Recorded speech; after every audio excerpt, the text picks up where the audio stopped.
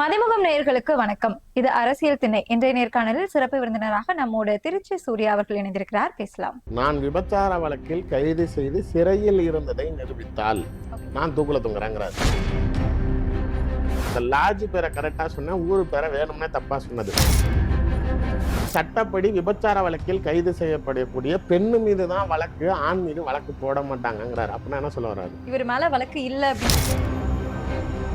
இவர் அரெஸ்ட் ஆகிறப்ப இந்த ரூம்ல 2 ஆம்பளைங்க ஒரு பொண்ணு. தாவேகாவுக்கு நீ போகணும்னு நினைக்கிறியா? அப்ப நீ போ. காங்கிரஸை கூட்டிட்டு போகணுங்கிற இடத்துல நீ இருக்கிறியா? அப்படின்னா இல்ல.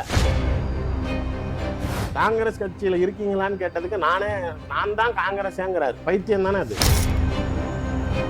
உன் ஜாதி புத்தியை காட்டிட்டல்ல அப்படின்னாராம். குறுக்கு கேள்வி கேட்டதுக்கு 93 அப்புறம் எவனுமே காங்கிரஸ்காரன் உப்பு போட்டு சாப்பிடல. இல்ல வேலுசாமிக்கு சூடு சொன்ன வராம போயிருச்சா? டயா பூஸ்டர் சுகரை கண்ட்ரோல் பண்ணும், உங்க ஆரோக்கியத்தை மீட்டு தரும். சர்க்கரையை கட்டுப்படுத்துறதுக்கான எளிமையான வழிமுறை, இயற்கையான வழிமுறை. அனைத்து மருந்து கடைகளிலும் கிடைக்கும்.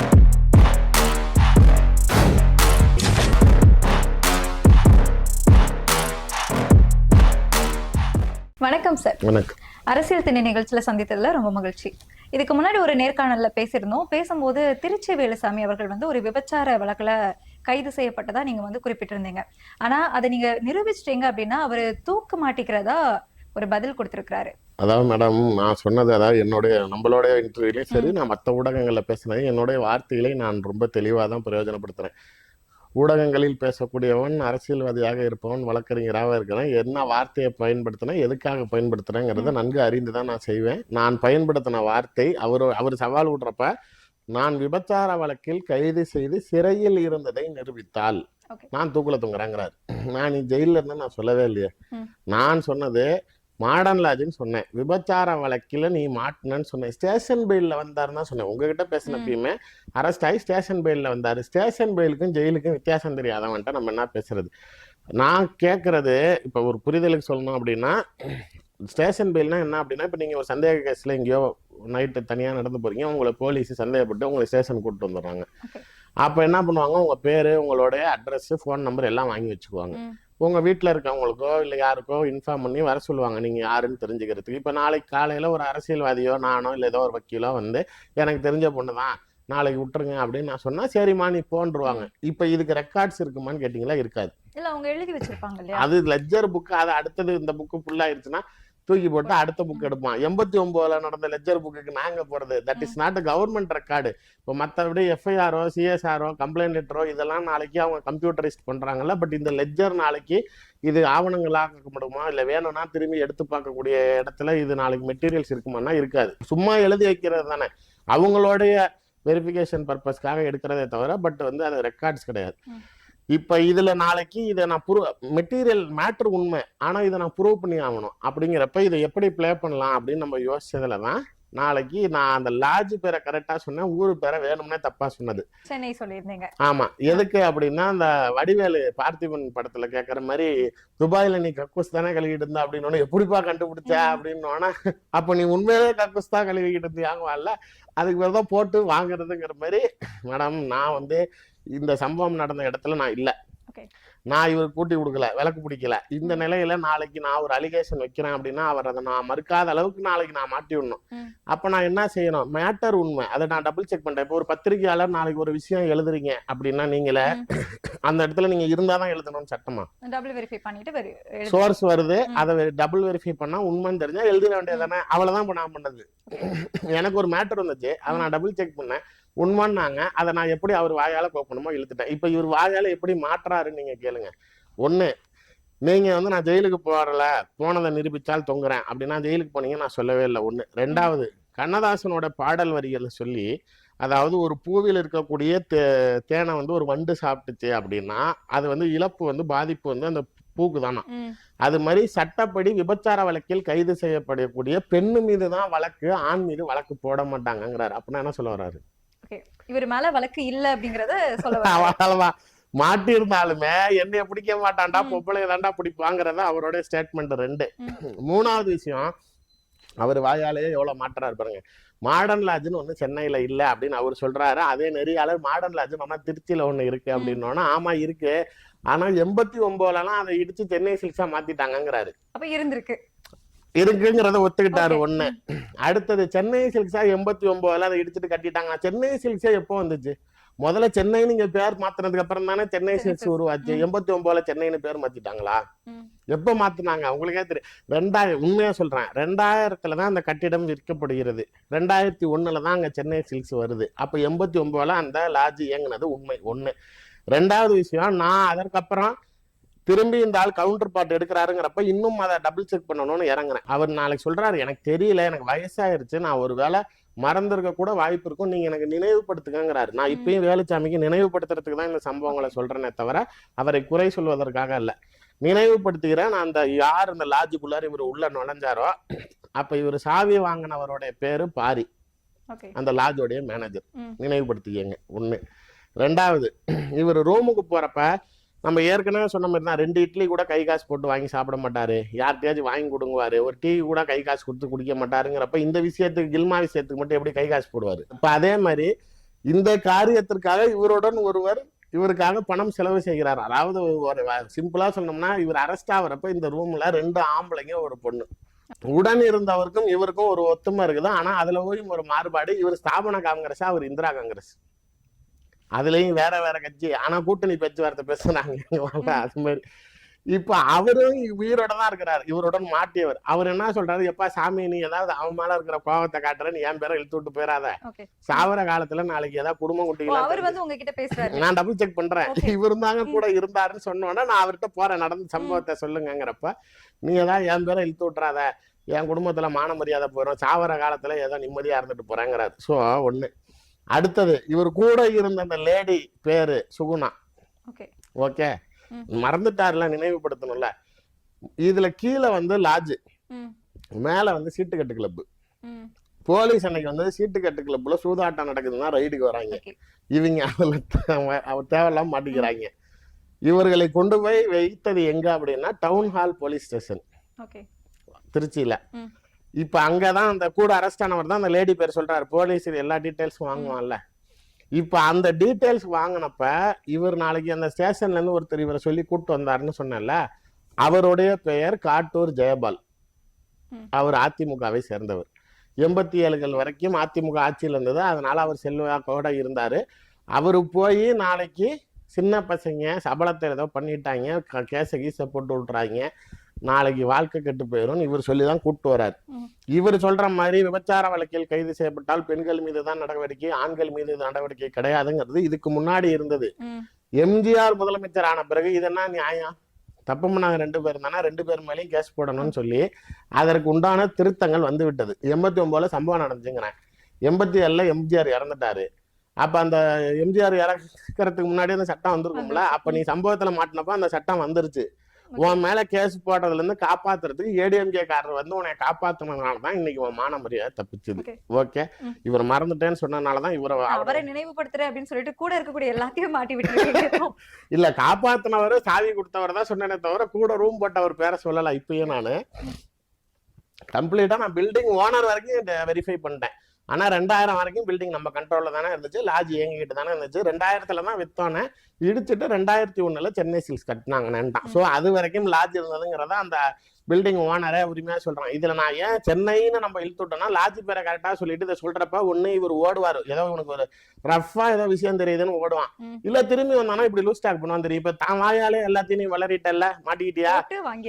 வேலுச்சாமியை பொறுத்த வரைக்கும் ஒருவேளை நாளைக்கு அவர் இப்படி செய்யாத விஷயத்த நான் அப்படி சொல்லியிருந்தானா, ஆமா இவன் தான் கூட்டி கொடுத்தானா, இவன் தான் வந்து பார்த்தானா, இவனுக்கு என்ன தெரியும் பேசுற துணி உள்ள ஆளு, இப்ப வந்துகிட்டு நாளைக்கு இதை வந்து கிளாரிஃபை பண்றேன்னு சொல்லிட்டு பொம்பளை மேலதான் கேஸ், ஆம்பளை மேல கேஸ் கிடையாது. மாடர்ன் லாட்ஜ் சென்னையில இல்ல திருச்சியில தான் இருக்கு. இப்படிலாம் நீ எக்ஸ்பிளனேஷன் கொடுக்குறப்பே உன் பக்கத்து இருக்கக்கூடிய தவறை நீ உணர்கிறாயின்னு அர்த்தம்.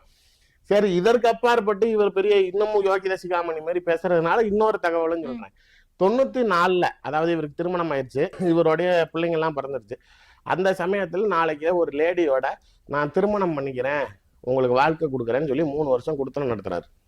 திருமணம் ஆன பிறகு ஆமா, இவருக்கு திருமணம் ஆயிடுச்சு, மனைவி இருக்கிறாங்க, குழந்தைங்க இருக்காங்க. அதெல்லாம் அதுக்கப்புறம் இன்னொரு லேடியை பிடிச்சி நாளைக்கு நான் உங்களுக்கு மறுவாழ்வு தரேன். மறுவாழ்வுனா நான் கல்யாணம் பண்ணிக்கிறேன், அவன் டைவர்ஸ் பண்ணிட்டு நான் உன்னை மறுமணம் பண்ணிக்கிறேன், உன் கூட வாழ்றேன் அப்படின்னு சொல்லிட்டு அவங்க கூட இருந்து அவங்க பணம், நகை, பாத்திர பண்டம் எல்லாத்தையும் எடுத்து விற்கிற வரைக்கும் கூட இருந்துட்டு இதுக்கு மேல இதுகிட்ட ஒன்றும் ஆகாது பேராது அப்படின்னோன்னா அவங்கள கழட்டி விட்டுருக்காரு. இந்த பிரச்சனையை அவர் மறந்துட்டாருன்னா அவங்க இன்னும் உயிரோட தான் இருக்கிறாங்க. இந்த பிரச்சனையை நாளைக்கு தீர்த்து வச்சவர் சமரசம் பண்ணவர் ஒரு முன்னாள் ஒரு பெரிய பத்திரிகை நிறுவனத்தில் இருந்தக்கூடிய ஒரு பத்திரிகையாளர். இப்போ அவர் தனியா ஒரு பத்திரிகை சேனல் நடத்துறாரு. அவர் தான் பஞ்சாயத்து பண்ணதே. நாளைக்கு அதை மறந்துட்டாருன்னா சொல்லுங்க, நினைவுபடுத்துறதுக்கு அவரை வேணா கூப்பிடுவோம், இல்ல அந்த லேடி கிட்ட வேணா பேசுவான். அதாவது நான் கேட்பது, கலைஞர் எத்தனை ஆண்டு காலம் முதலமைச்சராக இருந்தவர், எப்படி ஆட்சி செய்தவர், தமிழினத்தின் தலைவர்னு பெயர் வாங்கினவர், சமூக பிற்படுத்தப்பட்டவர்கள் சிறுபான்மை மக்களுக்கு எவ்வளவு நல்லது செஞ்சிருக்கிறாரு. நாளைக்கு எந்த அளவுக்கு ஒரு தலைவர் மக்களுக்காக நினைக்க வேண்டும், சிந்திக்க வேண்டும், உழைக்க வேண்டும்ங்கிறதுக்கு ஒரு எடுத்துக்காட்டா இருக்கிறவரை அவருடைய சாதனைகள் எல்லாத்தையும் விட்டுட்டு உடனே 3 பொண்டாட்டி வச்சிருக்கிறவரு அப்படின்னு பேசுற. எங்க அப்பா 50 ஆண்டு கால அரசியல் வாழ்க்கை, 76ல் 1 வருஷம் மிசால இருந்தவர், 30 ஆண்டு காலம் பாராளுமன்ற உறுப்பினரா இருக்கிறாரு. 6வது முறையா நாளைக்கு தொடர்ச்சியா இருக்கிற நிலையில அவர் 45 வருடங்களுக்கு பிறகு தனிநபர் மசோதா நிறைவேற்றுறாரு, திருநங்கைகளுக்கு தனியா சட்டம் கொண்டுட்டு வராரு. இவ்வளவு சாதனைகளை விட்டுட்டு 5 தடவை சிறந்த நாடாளுமன்ற உறுப்பினர் விருது வாங்கியிருக்கிறாரு, அதிக கேள்விகள் கேட்ட பாராளுமன்ற உறுப்பினர்னு விருது வாங்கியிருக்கிறாரு. இவ்வளவையும் விட்டுட்டு உடனே சசிகலா புஷ்பா அப்படின்னா நான் என்ன கேட்கறேன், அவங்களுக்குள்ளார பேசினாங்க, பழகினாங்க, ஏதோ பிரச்சனை, நாளைக்கு அவங்களுக்குள்ளார ஒரு கைகலப்பாச்சு, அது நாளைக்கு அவர்கள் சார்ந்த இருவருடைய அரசியல் கட்சியிலையும் அவர்கள் இருவருக்கும் இதனால் பெரிய பின்னடைவு ஏற்பட்டுச்சு. சசிகலா புஷ்பா ஏன் அதிமுக தூக்கி எறியப்பட்டார், ஏன் நாளைக்கு திரும்பி உங்களுக்கு உயிருக்கு அச்சுறுத்தல் ஏற்படுத்தி என்னை தாக்கிட்டாங்கன்னு சொல்லி பாராளுமன்றத்தில் பேசி இன்ன வரைக்கும் பிஜேபிக்கு போய் 10 பைசாவுக்கு பிரயோஜனம் பதவி இல்லாமல் இருக்கிறதெல்லாம் இந்த பிரச்சனைனாலதான், இந்த ஒரே சம்பவத்தினாலதான். இது நான் கேட்கறது ஒரு 100 நல்லதை சொல்லிட்டு ஒரு கரும்புள்ளிய நீ பெருசா பேசுற. கலைஞர் இவ்வளவு பெரிய சாதனைகளை விட்டுட்டு உடனே நாளைக்கு 3 பொண்டாட்டிங்கிற. இது இவ்வளவு விஷயம் சரி, உனக்கு ஏதாவது இந்த சாதனைகள்னு சொல்றதுக்கு ஏதாவது இருக்குதா அப்படின்னு பார்த்தா அதுல ஒண்ணு கூட இல்ல.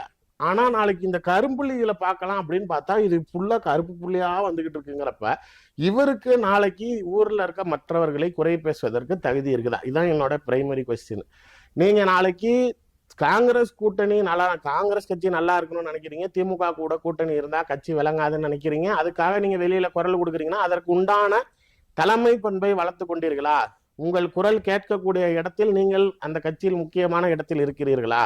இல்ல. இத்தனை வருஷம் நீ இருந்து என்ன செஞ்ச? எதுவும் செய்யல. தாவேகாவுக்கு நீ போகணும்னு நினைக்கிறியா? அப்ப நீ போ. காங்கிரஸை கூட்டிட்டு போகணுங்கிற இடத்துல நீ இருக்கிறியா? அப்படின்னா இல்ல. தன்னை பொறுத்த வரைக்கும் தான் நினைத்து விட்டால் அவர்னால நாளைக்கு இந்த பிரபஞ்சத்தில் நடக்கக்கூடிய விஷயங்களை மாற்ற முடியும்னு நினைக்கிறார். ஓப்பனா சொல்லணும்னா அவருக்கு ஏதோ மனநிலை பாதிக்கப்பட்டிருக்கிறது. அவருடைய மனைவி அவங்களுடைய நண்பர்கள் வட்டாரத்துல பேசுறது இவர் இப்படிதான் பண்றாரு, 2 நாள் ஏதோ ரெகுலரா டேப்லெட் சாப்பிடணும் போல, அதை சாப்பிடலன்னா 3ஆவது நாள் இப்படிதான் கொஞ்சம் ஏதாவது கோளாறாயிருவாராம். அவருக்கு எவ்வளவு சொன்னாலும் ட்ரீட்மெண்ட் எடுங்கன்னா கேட்க மாட்டாரு. தேவையில்லாம வாயை வச்சுட்டு போய் இப்படிதான் எங்கேயாவது பேசிட்டு வந்துட்டு இவரால் 10 பைசா பிரயோஜனம் இல்லை, குடும்பத்துக்கு ஒன்றும் செய்யறதில்ல, தேவையில்லாம இந்த மாதிரி பேசி நாளைக்கு எங்களையும் கஷ்டத்துல ஆழ்த்துறாருங்கிறது தான் அவங்களுடைய சொந்த மனைவியோட ஸ்டேட்மெண்ட். வெளியில் பேசக்கூடிய விஷயங்கள் எல்லாமே நாளைக்கு எக்ஸ்ட்ராஜுரேட்டட் ஃபேக்டர். ஃபார் எக்ஸாம்பிள் சும்மா பேசுறோம் அப்படின்னா உடனே இப்ப இந்த பழனி மலை தெரியுமா, அங்க இருக்கிற முருகர் அவர் எப்படி அங்க வந்தாரு, அவங்க அப்பா என்னை கூப்பிட்டாரு. பேசுற மாதிரி இருக்கு, அது கட்டுக்கதை தான். ஆனா அந்த கற்பனை கதை, இது கட்டுக்கதை, இது கற்பனை கதை. கூப்பிட்டு நாளைக்கு என்னை முருகன் அங்க மேல உட்காரணுங்கன்னா அதுக்கு உண்டான ஏற்பாடு பண்ணுனாரு. நான் தான் கொண்டு போய் முருகன் அங்க உட்கார வச்சேன். மறுபடியும் இந்த படியெல்லாம் நாளைக்கு உருவாக்குனது யாருன்னு நினைக்கிறேன், மக்கள் போய் பார்க்கணும்ல, அதெல்லாம் நான் பண்ண வேலை.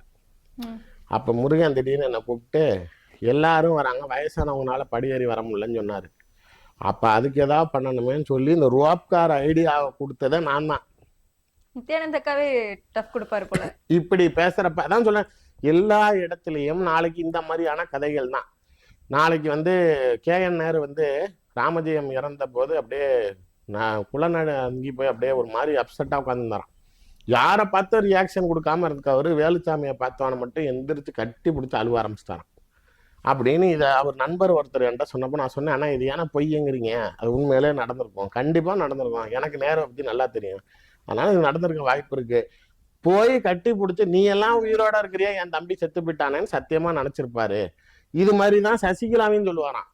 நடராஜன் செத்தப்ப சசிகலா இதே மாதிரி நல்லா குழஞ்சு போய் உட்காந்துருந்தாங்க. ஆனா நாளைக்கு நான் போனோன்னே என்னை கட்டி பிடிச்சிக்கிட்டு அழுதாங்க. நாளைக்கு சோனியா காந்தி இப்ப நேற்றுக்கு ஒரு சேனலுக்கு போன பையனை 5 நிமிஷத்துக்கு முன்னாடி வந்திருக்க கூடாது. இப்பதான் ராகுல் காந்தி கிட்ட பேசிட்டு வைக்கிறேன். வந்திருந்தானா லவுட் ஸ்பீக்கர்ல போட்டு காட்டியிருப்பேன் வேலுசாமி சொன்னது அப்படிங்கிறாராம். அந்த பையன் சொன்னானே உண்மையிலே லூசு தானே அப்படின்னு. ஆக்சுவலா நீங்க அவரை நீங்க பேட்டி எடுக்க போனீங்கன்னு வச்சுக்கோங்களேன், அவருடைய ஆங்கிள்லயே நீங்க கொண்டுட்டு போகணும். குறுக்க கேள்வி கேட்டீங்க, இல்ல வேற ஏதாவது பேசுனீங்கன்னா எந்திரிச்சு கேமரா எடுத்துட்டு போ, நீ தேவையில்ல, நீ நாளைக்கு போ அப்படிங்குவாரு. ஏன் அப்படின்னா அந்த பைத்தியங்களை ட்ரீட் பண்ற டாக்டர்ஸ் பார்த்திருக்கீங்களா, அங்க பாரு ஃபிளைட் போகுது அப்படின்னா அந்த டாக்டர் ஆமா அங்க ஃபிளைட் போகுது பாரு அப்படின்னாதான் அவன் நாளைக்கு உங்க பேச்ச கேட்பான். அப்பதான் அவன் மருந்து சாப்பிடுவான். இங்க பாரு ட்ரெயின் போகுது அப்படின்னா வா என் பின்னாடி ட்ரெயின் போகலாம் அப்படின்னு நம்மளே பிடிச்சிக்கிட்டாதான் அவன் இருப்பான். அது மாதிரி இந்த பைத்தியத்துக்கு கூட டிராவல் பண்றது அது போக்கிலேயே போனங்கிற மாதிரி வேலுச்சாமியை பேட்டி எடுக்க போற எல்லா ஆங்கரும் நாளைக்கு அவர் ஜானர்ல போனாதான் வருது. அவர் சுபாவம் வெளிப்படுத்தல, அந்த கேரக்டர் அதுதாங்கிறப்ப இவர் நாளைக்கு என் குடும்பத்துல பத்தி அதான் சொல்றேன்ல, பர்சனல் அட்டாக். நீ ஏன் இறங்குற, நீ இறங்க நானும் இன்னும் மோசமா இறங்குவேன். எங்களை பேசுறாரு, இப்ப உங்க அம்மா எப்படி பழகினாங்க தெரியுமா, உங்க அப்பா எப்படி வந்தாரு தெரியுமா, அவங்களுக்குள்ளார எப்படி பழக்கம் அப்படிங்கிறதுக்காக நம்மளும் பண்றது சரியா இருக்குமா? அது சில பேர் அப்படி பண்றப்ப நம்ம அதாவது உங்களுக்கு ஒழுக்கமாக இருந்த ஊரில் இருப்பவர்களே ஒழுக்கம் குறைவுன்னு பேசினா பரவாயில்ல. உங்களுக்கு ஒழுக்கங்கிறதுக்கு ஸ்பெல்லிங்கே தெரியாதப்ப நீங்க மத்தவங்களை பத்தி ஏன் பேசுறீங்க? இப்ப நாளைக்கு நான் கேட்கறது விபச்சாரி கிட்ட போனதும் இன்னொரு பொம்பளை கிட்ட நாளைக்கு போய் நீ நாளைக்கு கல்யாணம் பண்ணிக்கிறேன்னு அது பிள்ளையோட வாழ்க்கையை கெடுத்ததும் ஒன்னா, நாளைக்கு எங்க அப்பா அம்மாவை பத்தி பேசுறது ஒண்ணா.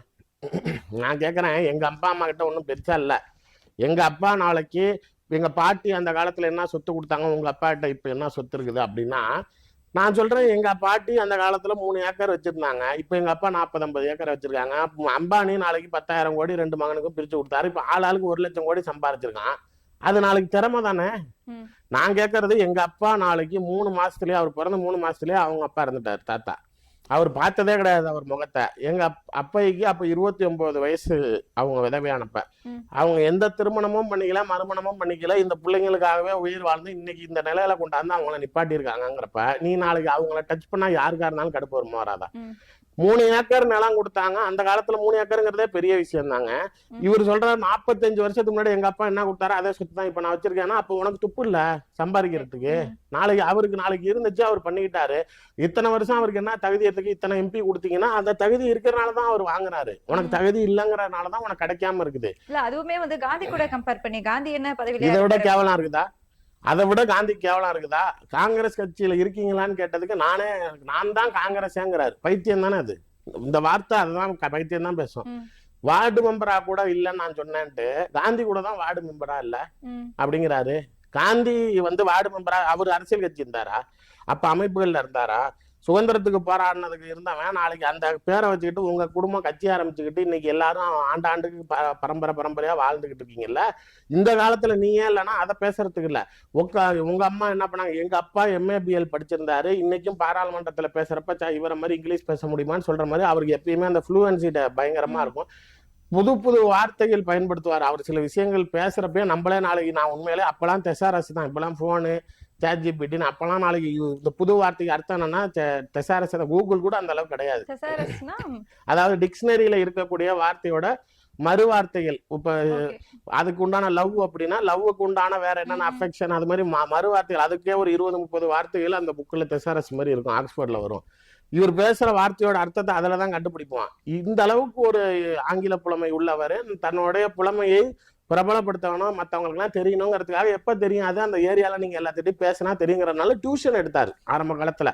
அது வருமானத்துக்குங்கிறதுக்கு அப்பாற்பட்டு அவருடைய லாங்குவேஜ் டெவலப்மெண்ட் அது தெரியணுங்கிறதுக்கு எடுத்தாரு. எங்க அம்மா அங்க டியூஷன் படிக்க வந்தாங்க, 2 பேருக்கும் லவ் பண்ணாங்க, இன்டர்காஸ்ட் மேரேஜ், கல்யாணம் பண்ணிக்கிட்டாங்க. அவ்வளவுதானே, யோகிதமா கல்யாணம் பண்ணிக்கிட்டாங்க. நாளைக்கு 2 பொம்பளை பிள்ளைங்க, நான் ஒரு பையன், 3 பேரு. கல்யாணம் பண்ணோம், அம்மா தவறிட்டாங்க. இன்னும் அவர் நாளைக்கு நான் எங்களுக்காக இருக்கிறாரு. இப்ப இந்த குடும்பத்துல என்ன ஒழுக்க கேடானுச்சுன்னு இந்த பையன் எங்க குடும்பத்தை பத்தி பேசலாம். இது இவ்வளவுதானே பிரைமரி ஃபேக்டர். நீங்க நாளைக்கு கேட்ட உடனே டாடா பிர்லா குடும்பத்துக்கே கடன் கொடுத்தாங்கன்னா அப்படிலாம் சொல்லவே இல்லையே. நான் கேட்டதும் உன் ஒழுக்கத்தை பத்தி. நான் இந்த மாதிரி மன்னர் வம்சம், நான் கோடியா கொளிச்சேன், என்கிட்ட காசு கொட்டி கிடக்கணும்னா நான் எங்கேயாவது பேசினேன்னா? இது தேவையில்லாத விமர்சனம். நான் கேட்டது, இப்ப நீங்க மத்தவங்கள பேசுறீங்களே, சரி உன் வாழ்வாதாரம் என்ன அப்படின்னு விசாரிச்சா திமுகவை திட்டுற, திமுகவோட கூட்டணி இருக்கக்கூடாதுன்னு நினைக்கிற, அவ்வளவு தூரம் பேசுற நீனு. ஆனா கனிமொழி கிட்ட MP சீட்டு வாங்கி தரேன்னு இது வரைக்கும் 3 பேர்கிட்ட பணம் வாங்கியிருக்கிறேன். MLA வாங்கி தரேன், MP வாங்கி தரேன்னு. எதுல காசு ஓடுதுங்கிறதுக்கு சொல்றேன். இது ப்ரீவியஸா நடந்தது. ரீசெண்டா என்ன தெரியுமா பண்றாரு, SAC இவர்கிட்ட போன் பண்ணி ஓகே, விஜயோட அப்பா. ஆமா, ம். வேலுச்சாமி உன்னால மட்டும்தான் முடியும், ம். நீ வந்து எப்படியா காங்கிரஸை வந்து பிரிச்சு கூப்பிட்டு வந்து என் கூட சேர்த்துரு அப்படின்னு எஸ்ஏசி சொன்னாரு. அடுத்து விஜய் எனக்கு ஃபோன் பண்ணாரு. ம். அப்பா உங்களை நம்பி தான்ப்பா இருக்கிறேன், உங்கள்கிட்ட அந்த பொறுப்பை கொடுத்துட்டேன், நீங்க அதை கரெக்டா செஞ்சிருங்கன்னு என்கிட்ட சொல்லிட்டாரு. அடுத்தது முதலமைச்சர் நான் தான், எனக்கு கீழே அடுத்த அமைச்சர் நீங்க தான் அப்படின்னு விஜய் சொன்னாருன்னு நடுவுலயே நீங்க பாருங்க, ஒரு 2-3 இன்டர்வியூல ஏதோ ஆங்கர் ஏத்து கேள்வி கேட்கறாங்க. நாளைக்கு ஒரு அமைச்சராக போறவன்ட்டு நீ இப்படியா பேசுவ அப்படிங்கிறாரு. அந்த பைத்தியம் அதெல்லாம் உண்மைன்னு நம்பிக்கிட்டு அது பிரபஞ்சத்துல வாழுது. இல்ல, முருகரோட அப்பாவே ஃபோன் பண்ணும்போது விஜயோட அப்பா ஃபோன் பண்ண மாட்டாங்க. அவ்வளவுதான். ம். அதை பேசிட்டு இப்ப இவரை வந்து நாளைக்கு அவர் கொண்டு போய் சேர்த்துடுவேன், இவரை நாளைக்கு முதலமைச்சர் ஆக்கிடுவேன் அப்படின்னு இப்படி ஊர் முழுக்க இவங்க எல்லாம் பேசுறாங்கன்னு பில்டப் கொடுத்துட்டு, அதையும் சொல்றேன், பெரம்பலூர்ல ராஜேஷ்னு ஒரு பையன், அப்புறம் திண்டுக்கல்ல ஒரு பாய், இது மாதிரி ஒரு 3 பேர்கிட்ட விஜய் கிட்ட சொல்லி எம்எல்ஏ சீட் வாங்கி தரேன், 4 ஆள்கிட்ட 10-20 லட்சம் வாங்கியிருக்காரு. இல்ல, காங்கிரஸ்க்கும் தாவேக்காவுக்கும் ஃபர்ஸ்ட் என்ன சம்பந்தம்? இவர் எப்படி வாங்க முடியும் விஜய் கிட்ட? அதாவது காங்கிரஸை கொண்டுட்டு வந்து கயிறு கட்டி இழுத்துட்டு வான்னு சொல்லி எஸ்சிஎஸ்சி இவர்கிட்ட பொறுப்பு கொடுக்குறாராம். விஜய் இவர் கொண்டாந்து சேர்த்துருவாருன்னு இவரை நம்புறாராம். காங்கிரஸ் வந்துட்டா உங்களுக்கு அமைச்சர வேலை இடம் கொடுக்கறதுல நீங்க தான் ஃபர்ஸ்ட் அமைச்சர்ன்ட்டாராம். அப்படின்னு இந்த பைத்தியம் ஊர் முழுக்க சொல்லிட்டு, நான் சொன்னா விஜய் கேட்பாரு, நான் சொன்னா எஸ்எஸ்சி கேட்பாரு, அதனால நீ பணம் கொடு, நான் கொண்டு போய் கொடுக்குறேன்னு இவங்க எல்லாத்துக்கிட்டையும் கொடுத்துருக்காங்க. அது வாய் இப்படி பேசுறப்ப இத ஊடக வெளிச்சங்கள் படுது, நாளைக்கு நீங்க வெளிப்படையா பேசுறீங்கிறப்ப காசு வருது அப்படிங்கறதுனால தானே, வேற என்ன பிச்சை எடுக்கிறதுக்கு தான் இந்த வேலை பாக்குற. அப்படி எம்எல்ஏ ஹாஸ்டல்ல தான் தங்குவாரு நான் சொல்லி நல்லா சும்மா பாவப்பட்டு கிடப்பாருன்னு இப்ப எல்லா எம்எல்ஏக்களும் நாளைக்கு இவர் திமுக திட்டுறதுனால நம்ம ரூம்ல படுத்துக்கிட்டு இவன் போய் எங்கேயா இன்டர்வியூ கொடுத்துட்டு வந்தா நம்ம தான் எல்லாம் அவனை ஏதோ ஐடியா கொடுத்துருவாங்க வாங்கி, அதனால எல்லா எம்எல்ஏவும் என் ரூம்ல இருக்காதான்டாம் போல. இப்ப என்ன பண்றான், இந்த திண்டுக்கல்ல பாய் ஒருத்தர் சொல்றேன்ல, இந்த பணம் வாங்கி தரேன் தாவேகால சீட் வாங்கி, அவர் வந்து ப்ரொடக்ஷன் கம்பெனி வச்சிருக்காரு, சினிமா ப்ரொடக்ஷன் கம்பெனி சாலிகிராமத்துல. அங்கதான் இவர் போய் தங்குறாரு, அங்கதான் படுத்துக்கிறாரு. இப்ப அந்த வீடியோக்கள் எல்லாம் கொடுக்கறது எல்லாமே அந்த கேபின்ல தான், வெளியில எங்கேயுமே வரதில்ல. திமுக அவனாவது அடிச்சு விடுவான் அப்படின்னு சொல்லிட்டு ஏதாவது சேனலுக்கு இப்ப என்னைய மாதிரி சேனல்களுக்கு நேரா வர சொல்லுங்க, நீ வந்து எடுத்துக்கணும். அது வெளியில அது எத்தனை மணிக்கு என்ன ஏது எல்லாம் ரகசிய கான்டாக்ட் தான். அந்த இடத்துல நாளைக்கு நீங்க வந்து ஏன் அங்க புலங்குறீங்க அப்படின்னா, அவரை நாளைக்கு உனக்கு எம்எல்ஏ சீட் வாங்கி தரேன், நீ ஏமாத்தி பொழப்பு நடத்திக்கிட்டு இருக்கீங்க. இது ஒரு பொழப்பா? அதாவது எக்ஸ்ட்ராஷன், முதல்ல பணம் பிடுங்குறீங்க, வழிப்பறி, அடுத்தது வந்து பொம்பளை வாழ்க்கையை கெடுக்குறீங்க, வாழ்க்கை தரேன்னு விபச்சாரத்துல நாளைக்கு சம்மந்தப்படுறீங்க. அரசியல் கட்சியில 10 பைசாக்கு பிரயோஜனம் இல்ல, ₹1 காசு சம்பாதிக்கிறேன்னு வாயால சொல்ல ஒரு வார்டு மெம்பர் கூட ஆனதுல நீயா சொல்ற சாதனை எழுதுனதுக்கு இங்க அப்படின்னா என்ன நெக்ஸ்ட்? வடிவேல் சொல்ற மாதிரி நெக்ஸ்ட் அப்படின்ட்டு, அதாவது அதான் நெக்ஸ்ட்ன்னுப்பா அடுத்தது வாங்குற மாதிரி இங்க எதுவுமே இல்லாதப்ப நீ நாளைக்கு திமுகவை குறை சொல்வதற்கும் மற்ற கட்சிகள் தலைவரை பேசுறதுக்கும் அதான் சொல்றேன்னா பொலிட்டிக்கல் பிளே பண்றாரு. இப்ப எங்க அப்பா வந்து இவரு காமராஜர் வந்து கலைஞர் வந்து முதலமைச்சரா இருக்கப்ப நான் காமராஜருக்கு எல்லா அரசு விடுதிகள்லயும் குளிர்சாதன பெட்டி போட்டு கொடுத்தாருன்னாரு. இது ஆக்சுவலா 93லயே நெஞ்சுக்கு நீதியில கலைஞர் எழுதியிருக்கிறாரு, பல மேடைகள்ல கலைஞரே பேசியிருக்கிறாரு. ஏன் அதுக்கப்புறம் 93க்கு அப்புறம் எவனுமே காங்கிரஸ்காரன் உப்பு போட்டு சாப்பிடலையா, இல்ல வேலுசாமிக்கு சூடு சொன்ன வராம போயிருச்சா? ஆனா ஏன் இப்ப அது பொலிட்டிசைஸ் ஆகுது அப்படின்னா, இந்த ஆள் பண்ற வேலை. எப்பயுமே இந்த அரசியல்வாதிகள் ஒருத்தருடைய நிம்மதியை கெடுக்கணும், இல்ல ஒரு அரசியல் கட்சியை சரிவுக்கு ஏற்படுத்தணும்னா முதல்ல கை வைக்கிறது ஜாதி கலவரம். இப்ப இந்த ஜாதி கலவரத்தை காமராஜர் எல்லா சமூகத்துக்கும் பொதுவான ஒரு தலைவர். ஆனா இவங்க நாளைக்கு அவரை நாடார் ஐடென்டிட்டிக்குள்ளார ஒரு கேஜ் பண்றாங்க. ரெட்டியார் சங்க மாநாட்டுல Trichy Velusamy, KN Nehru, KKSR Ramachandran, Ramasrinivasan, BJP எல்லாரும் ஏறி பேசுறப்ப என்ன சொல்றாங்க, நாளைக்கு நான் மந்திரியா இருக்கிறப்ப, நான் அதிகாரத்துல இருக்கிறப்ப என்கிட்ட நீங்க எதுவுமே சொல்ல வேணாம், வந்து நானும் ரெட்டியார்னு சொன்னா போதும், உனக்கு நான் கவர்மெண்ட் வேலை போட்டு தரேன். அதாவது இந்த அளவுக்கு உடம்பு முழுக்க ஜாதி வெறி ஏறியவர்களுக்கு இப்ப நான் உண்மையிலேயே எனக்கு அந்த இன்டென்ஷன் இருந்துச்சுன்னா, நான் இப்ப நெறியாளராக உட்கார்றவங்களே கேமரா ஷூட்டுக்கு முன்னாடி நீ என்ன ஆளுமான்னு கேட்பேன். எனக்கு அது எந்த இடத்துலயுமே நான் யாரு எத்தனை வருஷம் என்னை சுத்தி இருந்தாலும் நான் ஏன் அதை கேட்கறது இல்லைன்னா, ஏன்னா எனக்கு நான் தான் பெருசு அப்படிங்கிற எண்ணம் இல்லாம இவர்களுக்கு இந்த ஜாதி உணர்வு அதிகமாக இருக்கிறப்ப எல்லாத்தையுமே ஜாதிக்காரனா பார்க்க முடியும். இப்ப ஒரு ஆங்கர் பையன் போயிருக்கா, அப்படி அவர் ஏதோ கொஞ்சம் மண்டக கேள்வி கேட்டோன்னா கேமரா கட் பண்ணுன்னு சொல்லிட்டு நீ என்ன ஆளுங்க அப்படின்னாராம். அவர் வந்து ஏன் என்ன இல்ல நீங்க ஏன் சொல்ல முடியாத அளவுக்கு கேவலமான ஜாதியில எதுவும் பிறந்திருக்கியா, இல்ல எந்த ஊருன்னு சொல்லணும்னா அந்த ஊர் பேர் சொன்னோன்னா இவர் அந்த ஜாதியை ஸ்மெல் பண்ணிட்டு அவன் தானே அப்படின்னு, அவன் தானே நீனே அப்படின்னோன்னா அவன் சிரிச்சான் போல. சிரிச்சதுக்கு பாத்தியா உன் ஜாதி புத்தியை காட்டிட்டல்ல அப்படின்னாராம். குறுக்க கேள்வி கேட்டதுக்கு இப்ப இந்த மைண்ட் செட்ல இருக்கிறவரு இதை ஏன் பொலிட்டிசைஸ் பண்றாரு அப்படின்னா, எப்பயுமே சவுத் சைட்ல பாத்தீங்கன்னா மேக்சிமம் கிளாஷ் எப்பயுமே நாடார் தேவர்மா இருக்கும். தேவருக்கும் நாடார் கம்யூனிட்டிக்கும் தான் இருக்கும். தலித் பாலிடிக்ஸ், எஸ்சி பாலிடிக்ஸ் எப்பயாவது சில சமயங்கள்ல வறுமையா போகுமே தவிர, அது கொங்கு மண்டலத்துல அதிகமா ஆமா இங்க மேக்சிமம் நாடாரு குலத்தவர் தான். திமுகவை பொறுத்த வரைக்கும் நாடாருக்கு வந்து அதீத முக்கியத்துவம் கொடுக்குறாங்க. 3 அமைச்சர்கள் இருக்காங்க, அனிதா ராதாகிருஷ்ணன், கீதா ஜீவன், மனோ தங்கராஜ்னு. கனிமொழி அவர்களை இன்னும் நாடார் சமூகத்துடைய முகமா மாத்தி அந்த பெல்ட்ல நாளைக்கு பவர் பாலிடிக்ஸ் பண்ண விடுறாங்க. உங்க கம்யூனிட்டிக்கு அதிக இம்பார்ட்டன்ஸ் கொடுக்குறாங்க. அதெல்லாம் நீங்க தவிர்த்துட்டு மறுபடியும் நாளைக்கு முக்தார் மாதிரி ஒரு ஊடகவியலாளர் நான் காமராஜரை பத்தி பேசுறாங்கன்னு அவங்க உருவம் எடுத்து திமுகவுக்கு எதிராக கண்டன குரல் எழுப்புறீங்க. முக்தார் பேசுனதுமே அர்ஜுன் சம்பத் பேசுனதை தான் பேசுறாரே தவிர அர்ஜுன் சம்பத்தை எதிர்க்க மாட்டேங்குது அந்த சமூகம். இதே கலைஞர் பேசினாரு, அதெல்லாம் இவ்வளவு நாள் விட்டுட்டு திருச்சி சிவா மேல போயிருங்க. ஏன் அப்படின்னா, தேவர் சமூகத்தில் இருக்கக்கூடிய திருச்சி சிவா நாடார் சமூக காமராஜரை இழிவுபடுத்திட்டாரு. ஆனால் திமுக நாளைக்கு அவர் தேவருங்கிறதுனால அவர் மீது நடவடிக்கை எடுக்க மாட்டேங்குது. இதே முக்தார் வந்து திமுகவோட எடுப்பா இருக்கிறாரு, அதனால நாளைக்கு அவருக்கு நாடார அடிக்கிறாரு. ஆனா இதே திமுக அவர் முஸ்லீம்னு அவருக்கு நாளைக்கு வச்சுக்குது, முஸ்லீம்கான நாடார அடிக்கிறான். இப்படி கம்யூனல் பாலிடிக்ஸ் கிரியேட் பண்ணி விட்டு நாடார்களை கலவரம் உண்டு பண்ணி இப்ப எல்லா அமைப்பினர்களும் திமுகவுக்கு நாங்கள் இந்த தேர்தலில் வாக்களிக்க மாட்டோம் அப்படின்னு கிளப்பி விடுறது. அவ்வளவும் யார் பண்ற வேலை? இந்த பைத்தியம் பண்ற வேலை. இது பைத்தியம் தான். ஆனா இந்த ஜாதி கலவங்க நாகராஜ சோழன் எம்ஏ படத்துல இந்த சத்யராஜ் தன்னோட தேர்தலில் சீட்டை தக்க வச்சுக்கணும், அடுத்த தேர்தலில் ஜெயிக்கணுங்கிறப்ப அவன் ஃபர்ஸ்ட் பண்றது கம்யூனல் பாலிடிக்ஸ். நான் கேட்கறதே இப்ப ஏசி மாட்டினா என்ன தப்பு? எங்க அப்பா சொல்றதோ கலைஞர் காமராஜருக்கு சொல்றதோ உனக்கு நான் இதை வாங்கி கொடுத்தேன்னு அவன் தற்பெருமையா தன்னை காட்டிக்கிறதுக்கு இல்ல. எவ்வளவு முரண்பாடு உள்ள கருத்துக்களாக இருந்தாலும் அரசியல் தலைவர்களா இருக்கும்போது அவருக்கு ஒண்ணுங்கிறப்ப நான் போய் நின்னேன், அவருக்காக செஞ்சேங்கிறதான பெருந்தன்மையான விஷயத்தை புகழாரம் கொடுக்குறாங்க. காமராஜர் ஒன்றும் பெரிய எளிய தலைவர் கிடையாது. ஆடம்பர வாகனங்கள் பயன்படுத்தி இருக்கிறாரு, ஆடம்பர பங்களால தான் தங்கி இருந்திருக்கிறாரு. நீங்க ஏன் நாளைக்கு நல்ல தலைவருங்கிறதுல மாற்று கருத்து இல்லை. ஆனால் எளிமையான தலைவர்னு காட்டினாதான் நல்ல தலைவர்னு நீங்க ஏன் நினைச்சுக்கிறீங்க? நல்லது வேற, எளிமை வேற இல்ல. நீங்க இப்ப காமராஜரோட டேக்லைன் அப்படியே அழிக்கிற மாதிரியான ஒரு ஸ்டேட்மெண்ட் இல்ல இது, அதனால அவங்க கொந்தளிச்சிருப்பாங்க. என்ன அழிக்கிறாங்க எனக்கு புரியல. அதாவது பாண்டிச்சேரியில ஒரு சிஎம் இருக்கிறாரு, அவர் சைக்கிள்ல வருவாரு, ஜிப்பா போட்டுக்குவாரு, எளிமையானவருங்கிறாரு, பாதி பாண்டிச்சேரியை வளைச்சு போட்டு வச்சிருக்காரு. அதுக்குன்னு எளிமைக்கு வந்து நல்லதுன்னு ஆட்சி ஆயிடுச்சா? காமராஜரை பொறுத்த வரைக்கும் இங்க யாருக்கும் பெரிய அலிகேஷன் ஃபேக்டர் கிடையாது. நீங்கள் சொல்லக்கூடிய தூய ஆட்சி கொடுத்தவர் அவரை களங்கப்படுத்தலாமா அப்படிங்கிறவர் மக்களால் தோற்கடிக்கப்படலையா? அப்ப அந்த மக்கள் நாளைக்கு அந்த தூயத்தனத்தை தூயமான விஷயத்தை ஏன் உணரவில்லை? இன்னைக்கு நீங்க அந்த வரலாறுகளை பூசி மறைப்பதற்காக காமராஜை தூயவர்னு காட்டுறதுக்காக கலைஞர் பேசுனதை பொய்யன்னு எப்படி நாளைக்கு ஸ்டாலினோ திமுகவோ திருச்சி சிவாவோ சொல்லணும்னு எதிர்பார்க்குறீங்க? அவ்வளவுதானே லாஜிக்கு. இதை உடனே ஒரு கம்யூனல் பாலிடிக்ஸா கிரியேட் பண்ணி விட்டு நாளைக்கு அவங்களை கிளப்பி விட்டு நாளைக்கு திமுகவுக்கு எதிராக திசை திருப்பறதுக்கு வேணும்னே இந்த ஆள் பண்ற வேலை. நாளைக்கு எல்லாமே நாளைக்கு காங்கிரஸை பிரிச்சு நாளைக்கு திமுக. நான் கேட்டது மேடம், பொலிட்டிக்கலி என்ன காங்கிரஸ் குரோத் இருக்கு தமிழ்நாட்டில்? என்னவா இருக்கிறீங்க? கடந்த காலங்களில் திமுகனாலதான் சர்வைவ் ஆயிருக்கிறீங்க. காங்கிரஸ் ராகுல் காந்தினால என்ன நாளைக்கு திமுகவுக்கு பலன் கிடைச்சது? தமிழ்நாட்டில் என்ன செய்ய முடிஞ்சது? 14 கால ஆட்சியில ஏன் நாளைக்கு உங்களால வர முடியல? உங்களோட இயலாமைகள் எந்த வகையில் இருக்குது? இப்ப நீங்க ஆட்சி அதிகாரத்தில் பங்கு கேட்கறது நியாயமா? வேலுசாமி இது வரைக்கும் எந்த அதிகார பதவியில இருக்காரு? காங்கிரஸ் கருத்து கேட்பு கூட்டத்தில் கூப்பிடுற அளவுக்கு தகுதி இருக்கா? இவ்வளவுதானே நான் கேட்டது. அவ்வளவுதானே ஃபேக்சுவலி ஸ்பீக்கிங். அதுக்கு பதில் சொல்ல மாட்டேங்கிறீங்களே. துக்ளக் மேடையில நீங்க ஏறினீங்க அப்படிங்கறது தானே என் கேள்வி.